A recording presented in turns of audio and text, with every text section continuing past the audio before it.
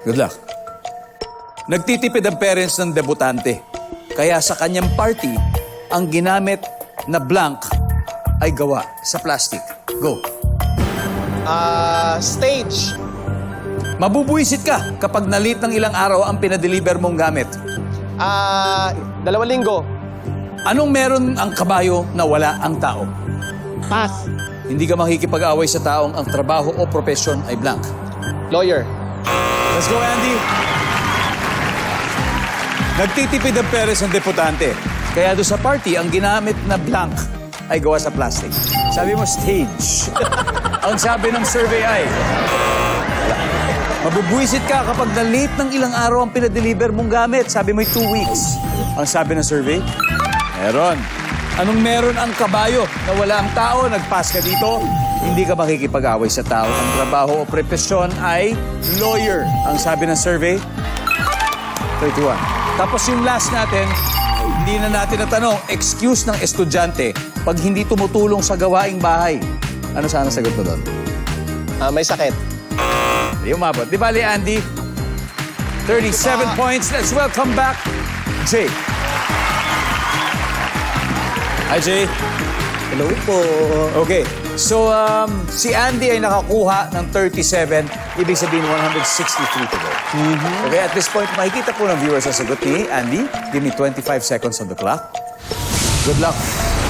Nagtitipid ang parents ng debutante. Kaya sa kanyang party, ang ginamit na blank ay gawa sa plastic. Go. Plato. Mabubuisit ka kapag na-late ng ilang araw ang pinadeliver mong gamit. Pass. Anong meron ng kabayo na wala ang tao?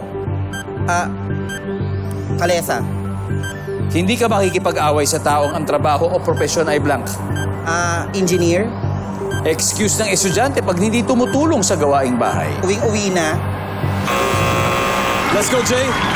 So, nagtitipid ang parents ng debutante. Kaya sa party, ang ginamit na blank ay gawa sa plastic. Pakaplato. Survey says, top answer.